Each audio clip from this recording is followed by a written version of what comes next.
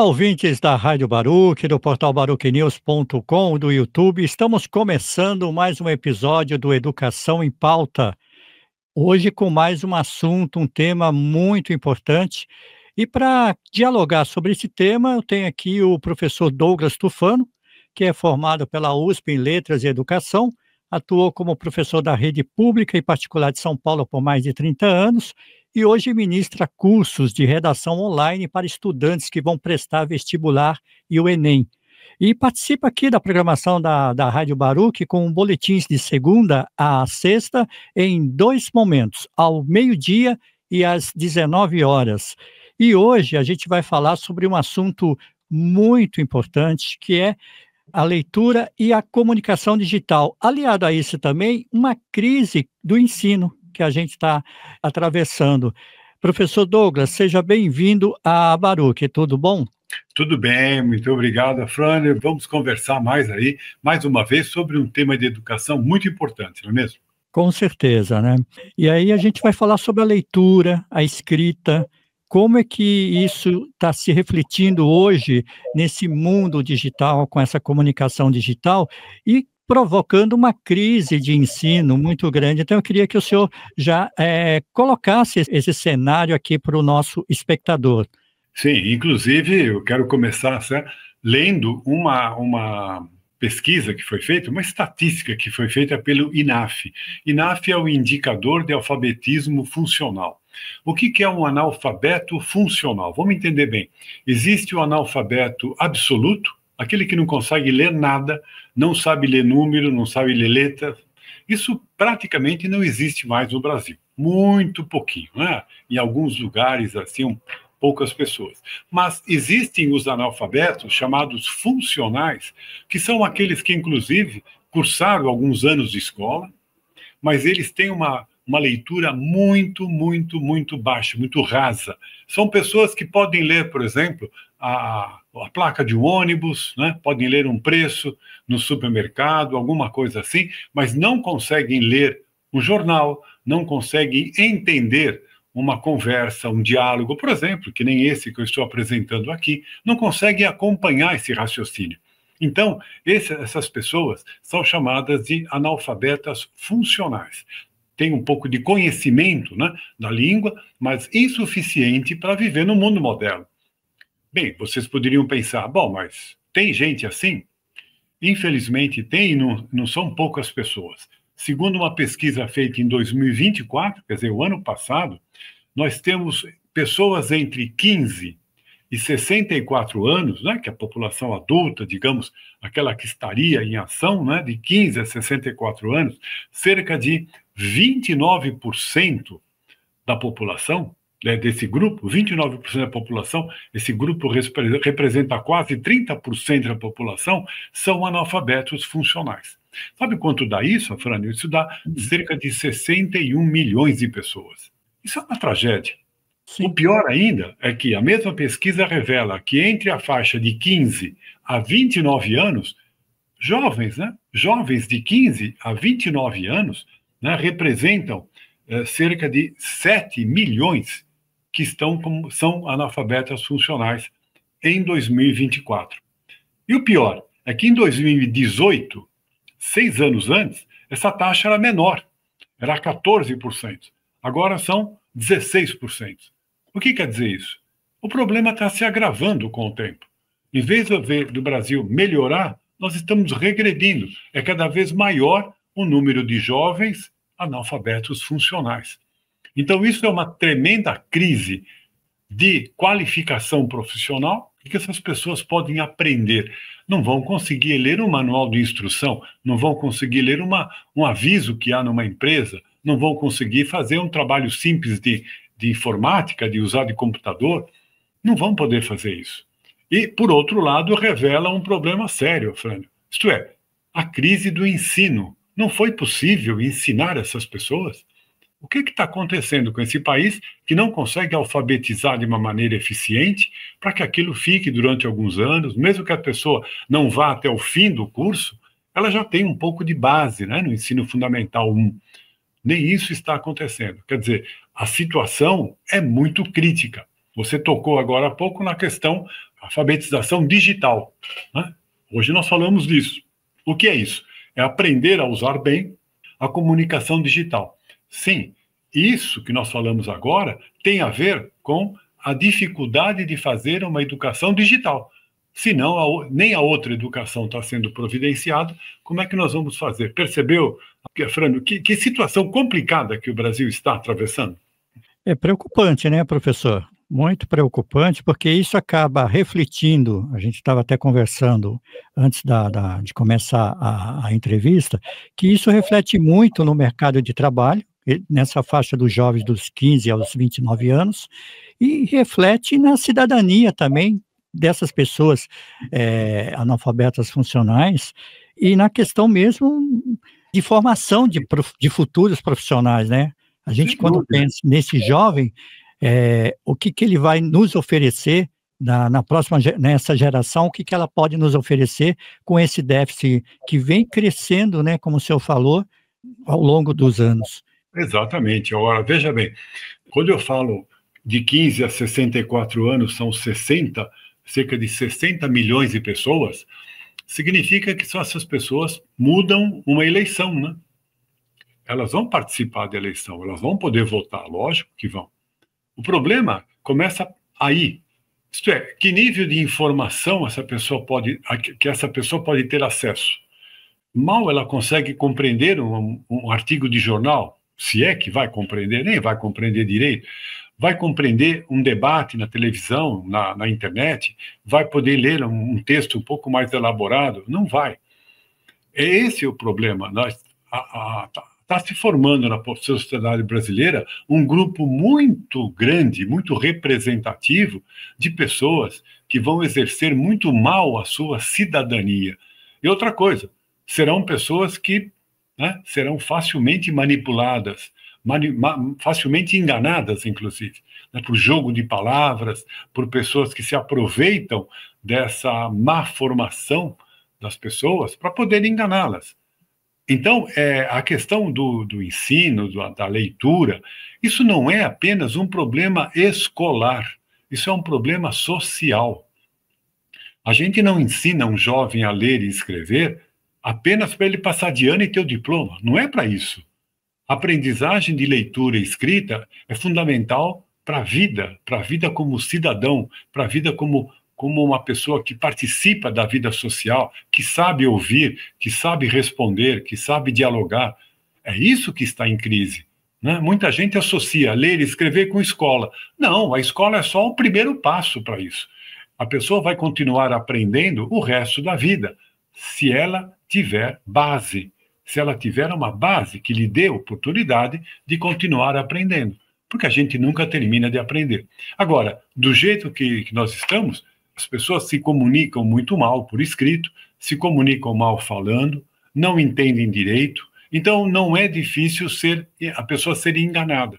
Então a crise na formação é a consequência disso, uma formação profissional de baixa qualidade.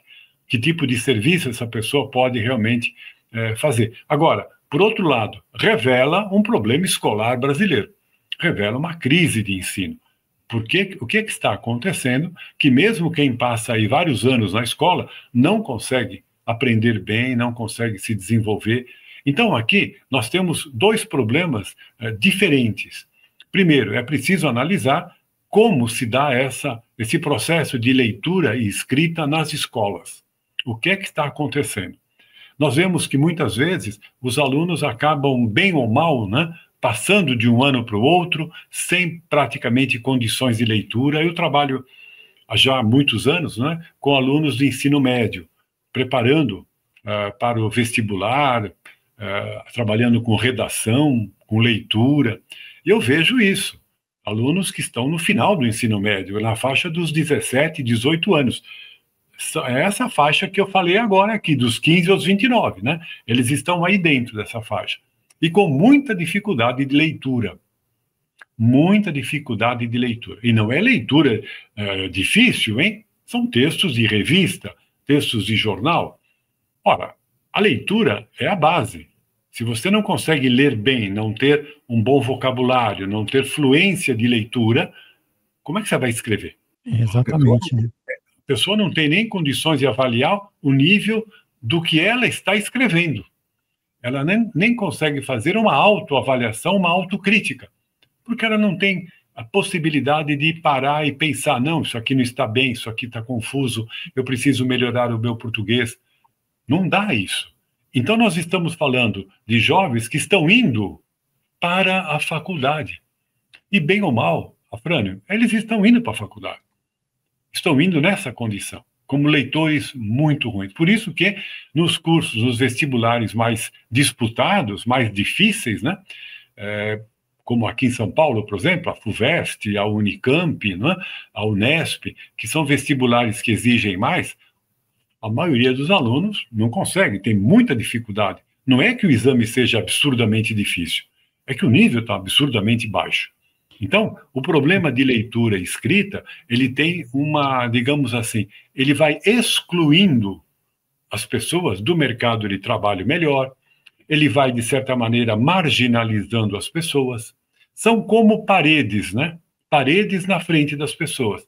Não conseguem avançar porque não tem aquela base suficiente. Bate a cara e volta. Bate a cara e volta.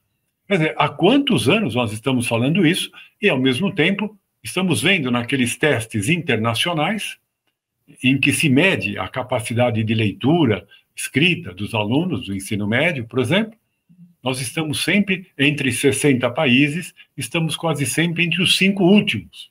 Entre os 5 últimos. Como é que um país pode se desenvolver cientificamente? Né? Como é que ele pode se desenvolver economicamente com uma massa de jovens cada vez mais despreparados? É por isso que o país está indo para trás. Né? Então, o problema é sério. Infelizmente, esses dados são dados oficiais. São dados que o governo sabe, aliás, ele que divulga. E, portanto, o problema é conhecido por todo mundo. Cadê? Onde estão as medidas? Onde estão os programas? Onde estão os projetos? Onde está, por exemplo, o programa de capacitação de professores para melhorar a sua competência, para melhorar a qualidade da sua aula, do seu trabalho? Nós não vemos isso. Nós vemos as pessoas discutindo coisas aí que não têm a mínima relevância e perdendo tempo, dinheiro, energia, quando os problemas brasileiros estão aí se avolumando, não é verdade? Exatamente, né, professor? E a gente percebe, é notório todos falarem que o aluno hoje, principalmente quem faz o Enem e outros concursos também, a dificuldade que ele tem de interpretar texto, Exato. né?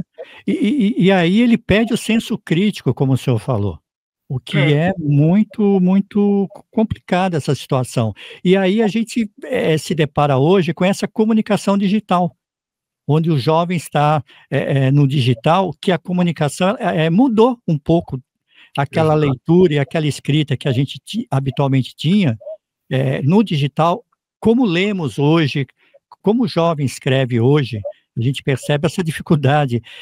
Até a gente fala, tem muito ruído de comunicação nesse processo digital, né? Tem muito ruído, e você vê, agora com a inteligência artificial, em que há uma facilidade muito grande para, se você, né, pedir um resumo de um texto, a máquina te dá em menos de 1 minuto esse resumo.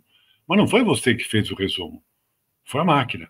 Então, muitas vezes, o aluno com dificuldade de leitura, ele apela para isso.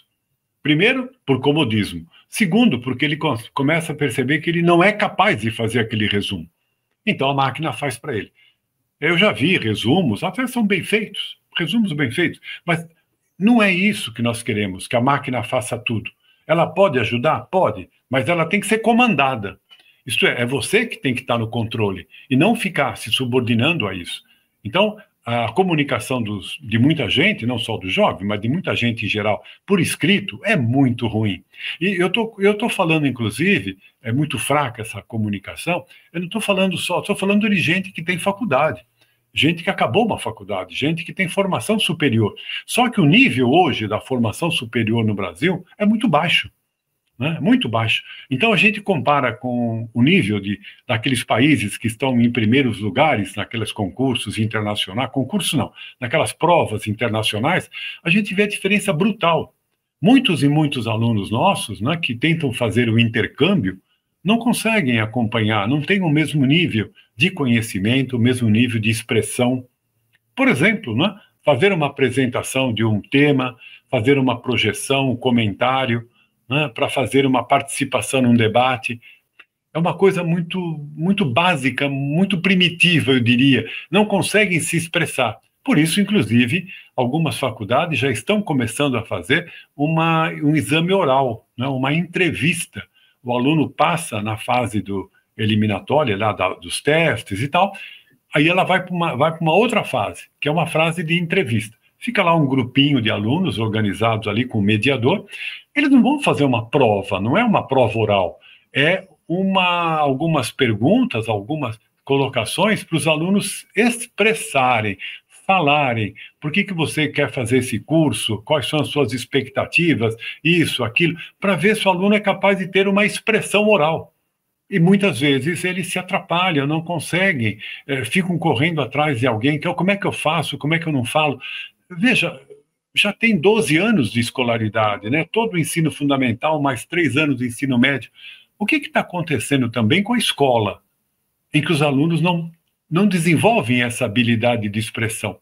E você pode ver, a grande maioria da população, claro, prefere fazer um áudio, né? Áudio, manda mensagem por áudio, porque para escrever é muito complicado. Claro que tem a vantagem do áudio ser mais rápido, né? Você comunica rapidamente, mas muita gente não seria capaz de escrever aquela mensagem que ele está falando.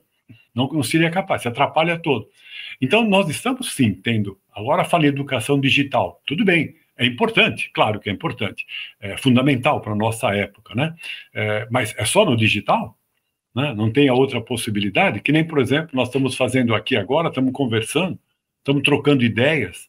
Quantas pessoas são capazes de acompanhar esse raciocínio? São capazes de acompanhar essa conversa, fazendo uns links, né? Associando com uma coisa, associando com outra. É isso que nós estamos chamando de compreensão, de uma pessoa alfabetizada também, a ponto de poder entender um raciocínio, desenvolver o raciocínio, perceber quando a pessoa, está falando uma coisa incoerente e quando ela está falando uma coisa coerente. Porque a gente percebe muito isso, Afrânio. A pessoa não percebe que não está raciocinando direito. Você pergunta uma coisa, ela responde outra. Você fala isso, ela responde aquilo. Fala, não, mas não é isso que eu estou perguntando outra coisa. Então, a dificuldade de estabelecer um contato, né? De estabelecer um diálogo. Então, eu acho que, evidentemente, é um problema social, é um problema amplo, para o qual o governo também parece ser incompetente para resolver, porque isso não é de hoje, né? Mas a gente percebe também que a escola poderia e deveria desenvolver outras formas de ensino que privilegiassem isso, a expressividade, a conversa. Ah, mas não tem escola que faz isso? Claro que tem. Estamos falando de modo geral. Estamos falando de modo geral da população, né? E escolas com muitos problemas também. Problemas de contratação de professores. Aí nós chegamos num outro ponto. Como é que está a formação dos professores, né? Como é que está a formação? Como é que está o curso de formação de professores? Quais são aqueles cursos que preparam o professor para a sala de aula? E quais são as ofertas? Quantos professores estão disponíveis no mercado para uma escola escolher? Quase não há. Na verdade, há uma carência muito grande de qualificação profissional em todas as áreas, inclusive no magistério. Então, como dizia o nosso querido Tom Jobim, né, o Brasil não é para principiantes. O Brasil é para pessoas que entendem que esse país está complicado no campo da educação. E quando a gente fala educação, como eu disse agora há pouco, não é só uma educação escolar. Para você passar, por exemplo, noções de saúde, informações a respeito de saúde, a respeito de medicação, e a gente vê muita coisa na internet hoje assim, né? Porque faça isso, faça aquilo, beba isso, tome aquele remédio, tome isso, faça aquilo. As pessoas muitas vezes não têm a mínima noção crítica disso e acabam entrando nessas conversas, acabam se prejudicando, acabam não sabendo, né, o que está acontecendo. Então, é isso também, é sobrevivência. Né? Noções de saúde, noções de higiene, campanhas que às vezes o governo faz. Lembra da Covid, né? Faça isso, faça aquilo. Será que as pessoas estavam entendendo mesmo o que é que estava acontecendo, o que era preciso fazer, ou acredite em qualquer coisa. Nós tivemos esse problema, né, durante a Covid. Acreditar em bobagem, acreditar em mentiras, acreditar em fake news. Por que as pessoas acreditam? Falta esse senso crítico que a própria leitura dá. Né? Aprender a ler não é aprender a ler palavras. Nós temos que aprender a ler um texto. Quer dizer, o significado daquele texto é uma operação intelectual, é uma reflexão, não é uma coisa mecânica, não é uma coisa automática. Se isso não for treinado e desenvolvido desde a infância, fica difícil lá na frente. Então, a leitura, a compreensão, fica muito superficial, né? A pessoa não consegue entender certas nuances do pensamento, não consegue acompanhar o raciocínio um pouquinho mais elaborado, e aí fica uma pessoa presa fácil, né? De manipulação, de enganação. Senão, a gente não veria o que a gente está vendo hoje na internet, né? Tanta Sim. manipulação, fazendo a cabeça das pessoas com muita facilidade, vendendo ideias absurdas, pessoas aceitando aquilo como verdade, você fica espantado de ver, mas diante das evidências todas, como é que você pensa assim ainda? Será que não foi capaz de perceber isso, perceber aquilo? Não, não foi capaz, não foi capaz. E acaba caindo na conversa, por isso que é um problema da política, né? É um Sim. problema político, problema da demagogia, um problema da mentira, né? De inventar coisas e as pessoas acreditarem e brigarem por isso. Né? Nós estamos vendo isso no nosso país, estamos vendo nos Estados Unidos, né? Que também tem uma crise lá de educação muito forte, as pessoas acreditarem em qualquer bobagem, acreditar em qualquer coisa. Né? E lá é até mais grave o problema, porque eles têm uma parte da população da intelectualidade muito avançada, tem várias pessoas que já ganharam o prêmio Nobel, nós não tivemos nenhum por enquanto. Eles já têm vários e vários, universidades de ponta, e uma diferença brutal de uma grande massa da população. Né? Então, a gente Exatamente. percebe essa situação. Isso é uma coisa grave. Isso é grave do ponto de vista educacional, do ponto de vista político, e, como você comentou, compromete a formação das futuras gerações. Né? O que nós podemos esperar dessa futura geração? Eu não sou daqueles que põem culpa no jovem. Ah, porque o jovem não gosta disso, o jovem não estuda, o jovem é preguiçoso. Isso é bobagem. Falar isso é bobagem. Porque ninguém nasce sabendo. Se você não for ensinado, ninguém aprende. Ninguém aprende. Então você vai julgar a pessoa porque ela não sabe, mas ela não foi ensinada. Então, é claro que existe também uma questão de esforço pessoal, de empenho. Nossa, tudo bem. Isso pode ser estimulado, né? Também. Isso deve ser estimulado. Agora, você não pode pôr a culpa nas pessoas, nos jovens, que não estão conseguindo ter esse desempenho. É preciso analisar qual é o processo de educação pelo qual eles estão passando, não é verdade? Exatamente, né, professor. E aí, na sua reflexão, quais são as estratégias que a gente pode, usar, e os educadores, no caso, para ensinar esses alunos, professor, a ler de uma forma mais crítica e analítica os textos quando a gente fala de comunicação digital? E também essa geração que ela surge, né, ela está muito ligada a essa comunicação, digital.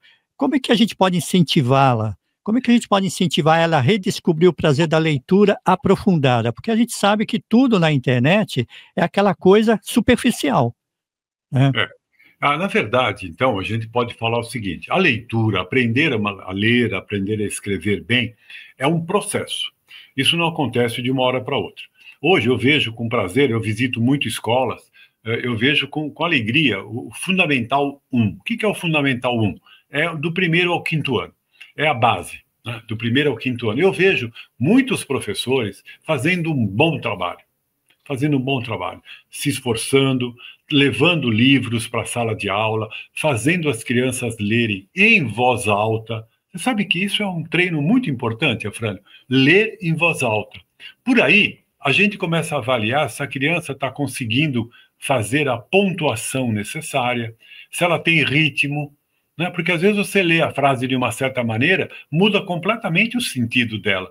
Então, esse exercício vem desde que a criança começa a ser alfabetizada, ela deve ser treinada nisso. Ouvir o colega ler, entender o que ele está lendo e também ser capaz de fazer a sua leitura leitura com ritmo, vai aumentando o seu vocabulário, vai aprendendo a pronunciar melhor, vai aprendendo a se expressar melhor. Às vezes é uma frase interrogativa, né? Falar de uma forma interrogativa, falar de uma forma exclamativa.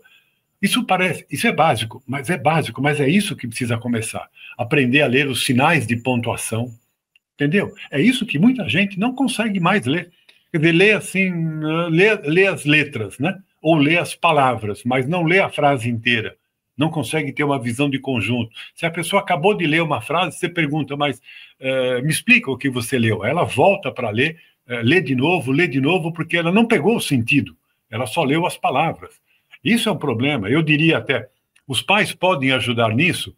Infelizmente, não são todos, né? Porque muitos pais também não têm uma boa formação nisso. Mas aqueles que têm, teriam obrigação de fazer isso com os filhos, de ler para eles, de pedir que eles leiam também, né? Todo dia um pouquinho, toda noite, lê uma página, lê isso, lê aquilo. Quem não está nessa área não imagina como isso é importante. Essa prática cotidiana, né? Ao mesmo tempo de conversar com o filho, de explicar alguma coisa, de fazer com que ele aprenda a prestar atenção. Mesmo aquele que está usando lá o seu celular, para um pouco de usar o celular, vamos conversar cara a cara. Ele tem que aprender isso. Ele tem que aprender. Ah, mas o meu filho lê no celular. É outra coisa. Ele até pode ler alguma coisa, mas não é isso que eu estou falando. Eu estou falando na formação do leitor. E depois ele vai até ler melhor o que está no celular, ler melhor quando ele vai assistir um filme. Por exemplo, um exemplo muito simples para você, Afrânio. Você já foi ao cinema e já viu que tem, às vezes, um filme, ele é legendado e ele é dublado, né? Qual que é a fila maior? Dublado, né? Por quê? Porque as pessoas não conseguem ler a legenda. Eu já tive gente que falou para mim, professor, é muito rápida a legenda. É muito rápido, não dá tempo. Isto é, estamos perdendo uma habilidade que, há uns anos atrás, todo mundo ia no filme legendado, né? Até na televisão passava filme legendado. E, de repente, não se consegue mais ler. As pessoas vão no dublado, vai ouvir. Isso é um sintoma de uma crise. E com isso, veja bem, até você perde a qualidade do filme, porque a voz do ator, o modo como ele fala, é importante também. Né? Você vai pegar um dublador, alguém que não é a voz daquele ator, é outro que está falando. Então, a gente começa a perceber em várias situações como a dificuldade começa a fazer perder qualidade nos vários setores. Né? Então, essa é a questão. Dos pais podem ajudar? Podem. As escolas poderiam, inclusive, ajudar os pais nisso. Mostrar para os pais como eles poderiam fazer em casa. Que tipo, olha, nós temos esses livros aqui, ali, você poderia ler esse livro para o seu filho, a mãe, o pai, ler, às vezes é mais de um filho, ótimo, você lê um trecho, ele lê o outro, mas parece que ninguém tem mais tempo, né, Fran? Ninguém tem mais tempo para isso, não tem mais tempo para o filho. Tem tempo para ficar lá vendo bobagem no celular, mas não tem tempo para conversar com o filho, não tem tempo de qualidade. Entendeu? Então, não é só escolar o problema, é social, é familiar, né? Pessoas que não têm formação, eu acabei de falar aqui, quantos milhões de pessoas que são analfabetas funcionais, como é que elas vão fazer isso com os filhos? Elas não sabem fazer isso com os filhos. Por isso, a responsabilidade da escola, eu não estou falando que o professor tem que ir na casa de cada aluno, não é isso, mas a responsabilidade da escola aumenta diante de uma sociedade tão fragmentada, tão despreparada. 61 milhões de pessoas. Afrânio, 60 milhões de pessoas. Pensa bem, é mais ou menos 10 vezes a população de Portugal. Né? É uma coisa assim, é um país, 60 milhões. Quantos países têm 60 milhões de pessoas? Poucos.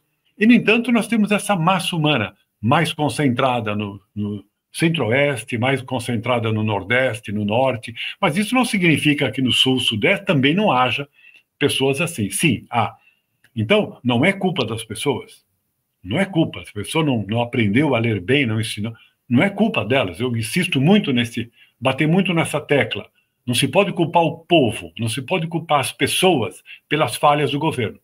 As falhas são do governo, as falhas são institucionais, é preciso ter mais rigor nisso, de formar melhor professores, avaliar melhor professores, né? Digamos assim, ter um mínimo de exigência para os professores também, e também, ao mesmo tempo, dar mais condições de trabalho para os professores.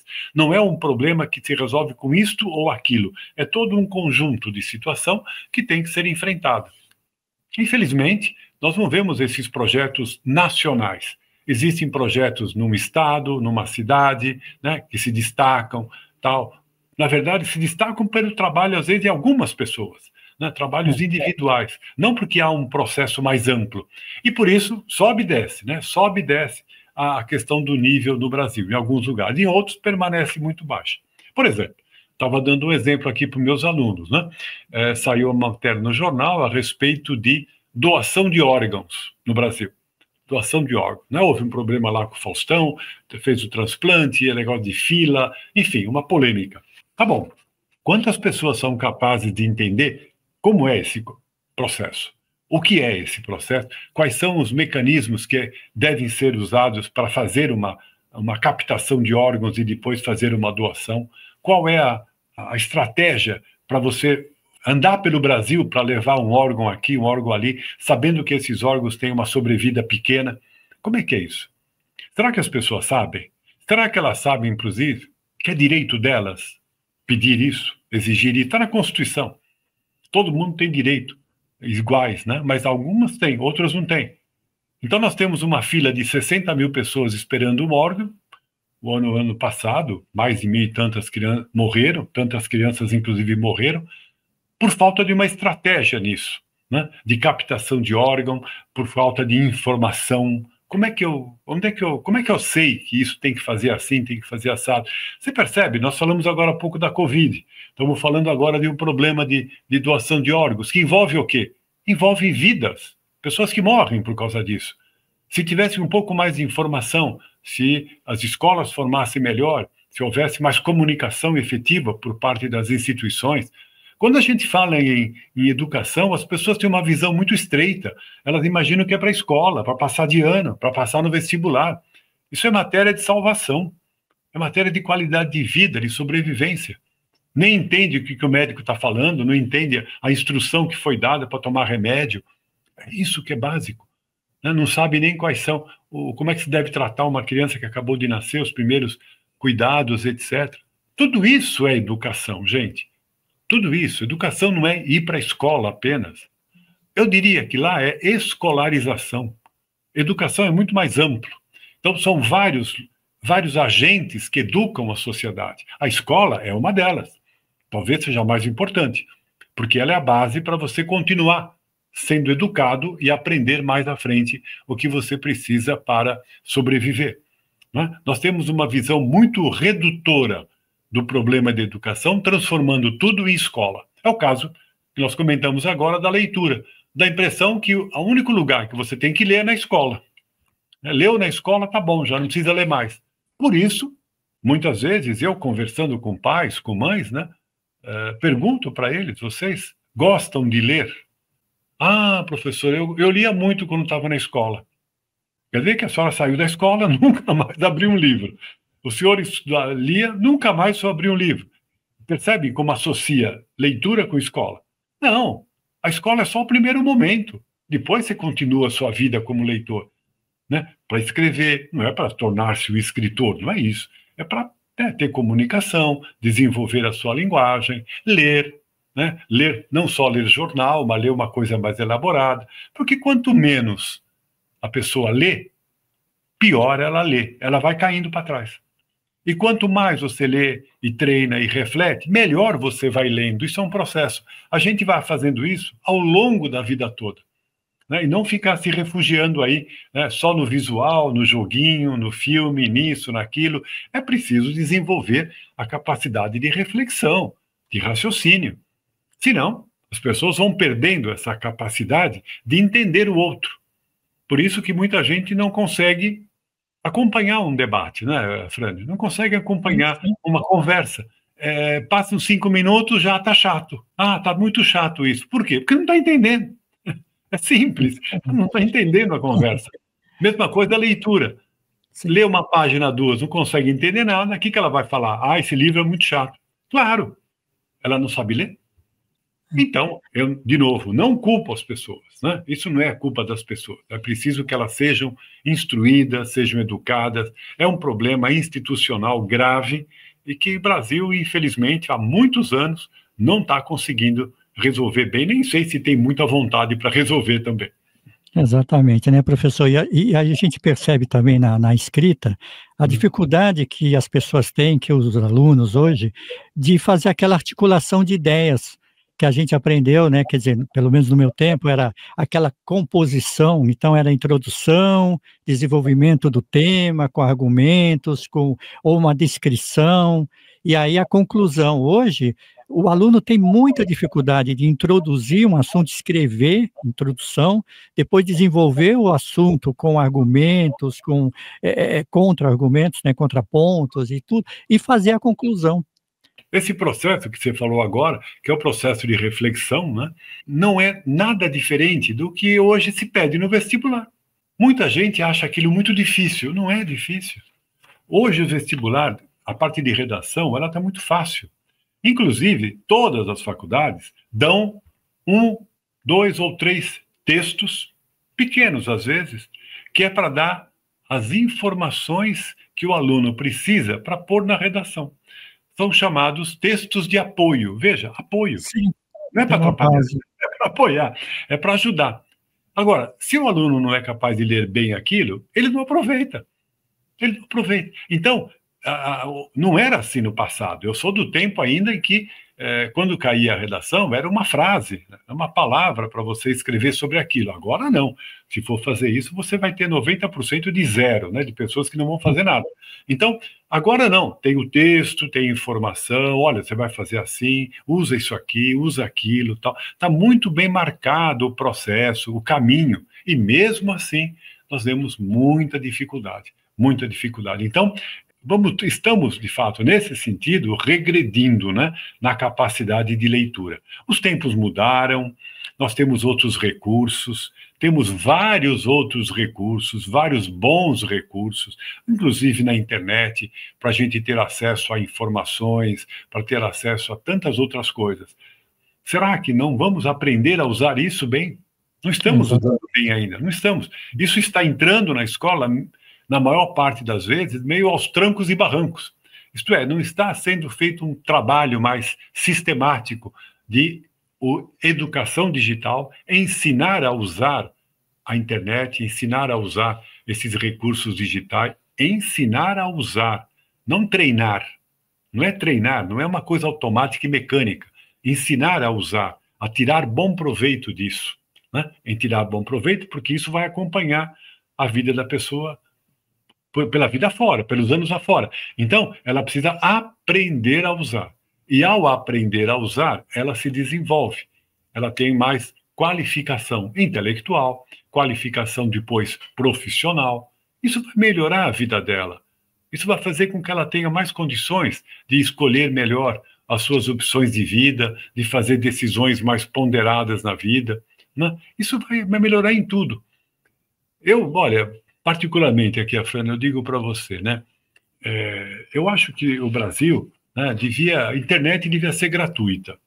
Acho que nós temos um problema de economia sério, temos uma população, maior parte da população ganha pouco, sobrevive com dificuldade. Eu acho que para alavancar uma sociedade, hoje a internet é fundamental, né? Para você fazer cursos, para você ver isso. Mas é paga, né? Ela é paga. Eu acho que nós devíamos ter uma infraestrutura tecnológica no país para que todas as escolas públicas tivessem uma boa conexão de internet. Acabei de ver no jornal que isso não é verdade. Muitas, mas muitas, centenas de escolas públicas não têm conexão de internet. E quando tem uma conexão assim tão frágil, logo cai o sinal, logo cai, não está. Né? Temos professores sem boa conexão de internet. Sem dizer os alunos em casa, que muitas vezes nem tem conexão, nós vimos isso na Covid.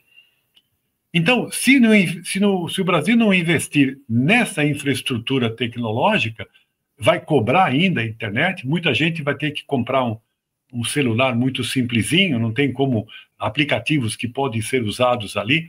Eu vejo, sabe, uma falta de visão de investimento, alguns países investindo pesadamente nisso, mas para investir, dar condições, né, para a escola, para o aluno, para ter esse aparelho, porque isso é a volta para o país, em forma de conhecimento, em forma de qualificação profissional, estudantil, pessoal, né? Por que não? O Brasil não é um país pobre, não. O Brasil tem dinheiro, né? Por que não canalizar isso para esses tipos de projetos que vão melhorar a qualidade de vida?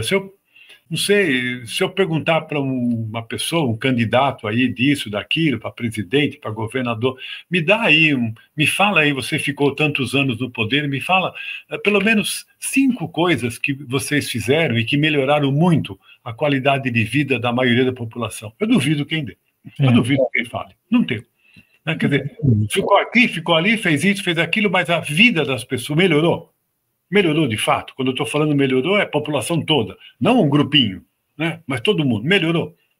Aí vai falar, não, porque isso, porque o dinheiro, porque sei lá o quê. Então, essa visão mais crítica, né, que a maioria da população acaba não tendo, acaba fazendo com que ela também não aprenda a reivindicar, não é? Não sabe o que falar, né? E a questão, né, professor, eu sempre digo, o que falta no país são projetos de Estado, não de governo. Exato. Né? Porque o grande problema é esse, de 4 em 4 anos, muda o governo, o que está dando certo muda, e o que está dando errado não melhora. Por quê? Exatamente. Sabe, tem que fazer um projeto de Estado. Tem um projeto de Estado, projeto de nação, né? Onde nós queremos que esse país esteja daqui a 20 anos. Não, mas cada 3, 4 anos você muda a direção. Isto fica meio perdido, né? Vai para cá, vai para lá, volta, vai. Vamos fazer agora como estava no passado, então agora corta. Está sempre começando do zero. Esse é um problema, né? Está sempre começando do zero. Parece que nós estamos sempre querendo inventar a roda de novo, né? Então, é essa falta de responsabilidade. Mas aí né, não vamos entrar nesse assunto hoje, mas você sabe, a gente vê aí a qualidade, né, daqueles políticos que estão encarregados de pensar o país. Então, nós temos um problema sério aí. E outra coisa, né? Essa parte da população aí que não está sendo bem educada, bem preparada, bem ou mal, vão estar no governo, né? Tanto numa fase, na cidade, no município, no estado, vão estar por aí. E aí você vê os debates, eu tenho ficado assustado, vendo na internet os debates ali, né? Meu Deus, que linguagem, né? Quanto palavrão, quanto jeito vulgar de falar, como falta de raciocínio. Esses são os nossos representantes lá no Senado, lá na Câmara Federal. Meu Deus, você olha aquilo e você fala, não, essas pessoas não têm a mínima condição. E foram eleitas, né? Algumas com milhões de votos, né? Exatamente, professor. Bem, a gente já está chegando ao final de mais um Educação em Pauta, hoje com um tema muito importante, que foi a questão da leitura, da escrita, da comunicação digital e dessa crise do ensino que o senhor bem pontuou. Gostaria que o senhor agora deixasse as considerações, fizesse um fechamento aí desse nosso bate-papo sobre educação. Pois não, é sempre um prazer estar aqui e conversar com você. A gente, periodicamente, estamos aqui conversando de educação. A minha mensagem, vamos dizer assim, né, meu recado como professor, como educador há mais de 50 anos, né, primeiro, é um discurso de esperança. Eu não acho que está tudo perdido. Então não vamos fazer mais nada. Não, existem gerações que estão chegando e com quem a gente pode conversar, pode deixar uma experiência. Sim, como eu falei, eu vejo escolas que têm professores desenvolvendo projetos, né, sem nenhuma ajuda, mas estão desenvolvendo projetos. Então, não é para a gente pensar que está tudo perdido. Não é isso, não. Não é um discurso negativo, né? Não é. Eu vejo que há muito trabalho a ser feito. É preciso entender e, principalmente, se solidarizar, buscar ajuda, agrupar, formar comunidades de leitores, comunidades de pais nas escolas, nem que sejam 3, 4 casais, 5 casais, é assim que começa um projeto, é assim que nós vamos conversando com os professores, nos colocando à disposição da escola para ajudar. a escola também procurando a sociedade, procurando os pais. Eu acho que nós temos que pensar em termos de união, né, de solidariedade, e não cada um fechado no seu canto resmungando. Não é assim. Nós temos que partir para a ação, e essa ação tem que ser conjunta. Eu tenho esperança nesse sentido. Aliás, professor é uma pessoa de esperança, né, Fred? É um professor sempre esperançoso. E por isso que eu acho que é preciso também fazer com que essa esperança, né, vai contagiando outros grupos, pessoas, famílias, né, próprios alunos, em busca de uma qualidade melhor, sem dúvida nenhuma. Com certeza. O professor tem esperança e resiliência, né, professor Douglas? Exatamente, é. Ah, obrigado e seja sempre bem-vindo aqui na Baruch, nesse Educação em Pauta. Muito obrigado. Até a próxima, então.